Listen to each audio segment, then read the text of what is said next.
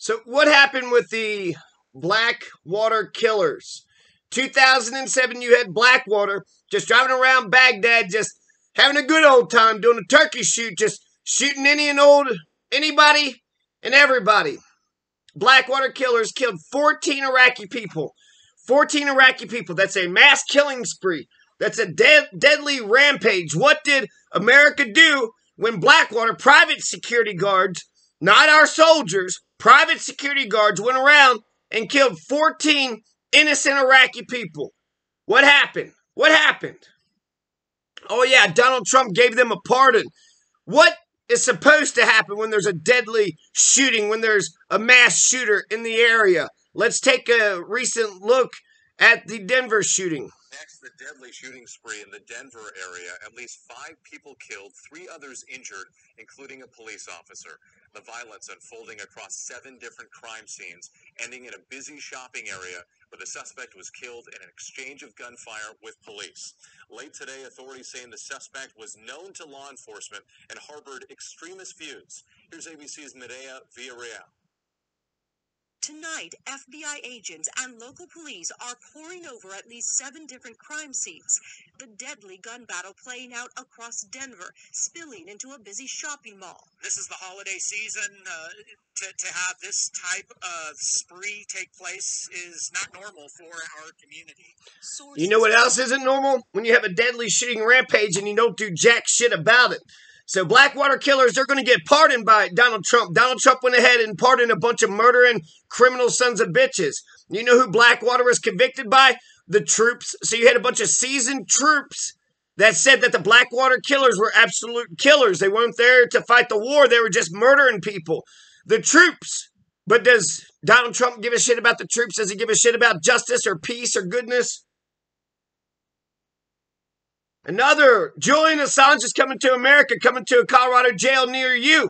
He's going to be sitting there with all these, shoe bombers and underwear bombers. And I guess Ted Kaczynski got taken out of that damn place. But also Terry Nichols. So that's, America going after the messenger. So if we go back to the Denver shooting, right? Who called this Denver shooting in? How did they get all this information? No, I know that there's a lot of murder and bloodshed, but we're going to ignore all the bloodshed and murder and just say, let's just arrest the person who called 911 after this shooting rampage went in. That's the person that brought it in. That's the person that brought it to our attention. That's the Julian Assange. So if you're going to be consistent between the two, and let me mention this, 5 were killed in Denver, right? 5 were killed in Denver, including the gunman. So actually the gunman killed 4 people, right? So 4 innocent people. Well, with that collateral damage video, you had 2 kids that were injured. You had 2 journalists and 9 Iraqis who were killed. So that's 11 killed. That's 14 killed versus 4 killed. So the Blackwater killing spree killed 3 times as many people. And the Apache helicopter collateral damage video also killed, about 3 times as many people. Killed 3 times as many people. But did the killers go to jail? Did they even get charged? Nah, we're going to go kill the messenger. We're going to go kill the messenger. Like that makes any goddamn sense whatsoever. ABC News, the spree started at a tattoo parlor just after 5 p.m. with the intended victim an acquaintance of the shooter, according to law enforcement. He survived, but 2 women inside were killed, including Alicia Cardenas, who leaves behind a 12-year-old daughter. Like no one you've ever met. Very gregarious, very friendly, but she was a very determined person. She knew where she was going. The suspect, sources tell ABC News, is Lyndon James McLeod, and law enforcement was aware he harbored extremist views and had a history of mental episodes. Police say before exchanging gunfire with officers, McLeod killed another man a few blocks away from the tattoo parlor, then fled to the Denver suburb of Lakewood, targeting a shopping mall. So you had the driver, the person that's driving this guy around is going to get arrested too. So the, shooter's going to get shot and killed, and then the driver is going to get arrested because, well, you just shot and killed the shooter. So you got to blame somebody, right? You got all these dead bodies. You want to go ahead and say whether or not probable cause has probable cause been determined? You got a bunch of dead bodies. That's probable cause that some shenanigans, something happened, something's going down, something's fucked up. The driver was arrested. So that would mean that the Apache helicopters that went around shooting people, not just them, but also the drivers. And what about the Blackwater killers? Who was driving them around as they was going around doing their killing too? So the driver is going to get arrested, and yet you still see the Blackwater killers and the Apache helicopter killers. They get away with their, and then think about the culture. When you have this crazy shit happening overseas, where you just have mass shootings and no justice and nobody's saying that it's wrong or doing anything about it. Well, shit, isn't that what I saw a 14-year-old. There's a 14-year-old that was just doing a shooting too in Denver. Well, maybe not Denver. But last but not least, the DA, they buried the charges. That's what happened with Blackwater. Essentially, they had 7 years of proceedings, but pardoned, right? But the Apache helicopter killers, all these got investigated by so many damn groups. But just bury the charges. Just bury the charges, right? Don't put them in the criminal justice system whatsoever.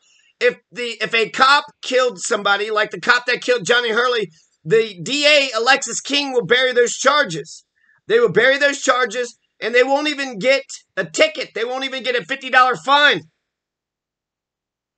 So for the prosecutors that won't charge police officers with any crime and put them through the criminal justice system, that just means you don't believe in your own criminal justice system.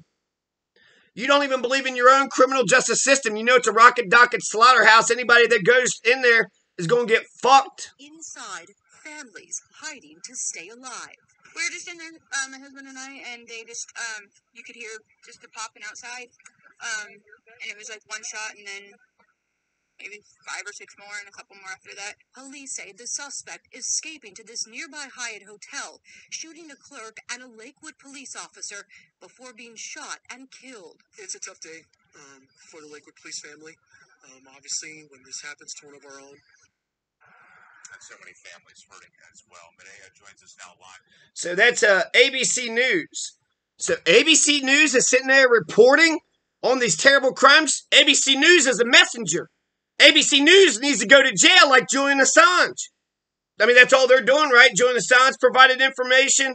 They're providing information on a mass killing, on a mass killing, on a rampage, on a rampage. This is how a mass killing rampage should happen. This is the tone, this is the tenor, this is the way it should be. The way that they're handling it right here. This is how mass shootings should happen. Was known to them. People are against it. People are sickened by it. We're outraged. The whole damn community gets involved. WIC agents are now scouring the writings of this suspect, both physical and online, to try and figure out what led up to the shooting spree. Police have confirmed that he did know all of the Denver victims, and we also have been able to confirm that the second shooting location was actually a tattoo parlor once owned by the suspect as far back as 2017. In total, there were 5 shooting victims, 6 dead overall, with the shooter in mind. All right, Medea, thank you. So I wonder what writings can we get from the Blackwater killers, the Apache helicopter killers? Why did they, in the collateral damage videos, why did they kill 2 journalists and 9 Iraqi people? They killed so many more people than that Denver shooting, and yet nobody says shit. Nobody does shit. And like I said, ABC News, right? They need to go to the Supermax jail in Colorado. They need to go to the Supermax jail in Colorado for reporting information that, if we're being consistent, right? The way that they handled the shooting is the way that Blackwater and the Apache helicopter, the way collateral damage should have been held. So, just incredible, right? If there's a mass shooting in America, well, you go after the shooter, you arrest him, you stop them, what they're doing, and then you put them through the criminal justice system. But if you're an American contractor, if you're one of the troops, or if you're an American contractor and you're in Iraq and you kill 14 Iraqis or 11 Iraqis who didn't do anything to anybody, murdered them, dead, forever, dead, then nothing. No pandemonium, no craziness, no reporting. Nobody saying that's bullshit. Nobody saying that's not right, that's not just, that's murder, that's cold-blooded murder. I mean, where the fuck is ABC News on Julian Assange? Was Julian Assange doing too much real journalism, so they're like jealous or something? Anyways.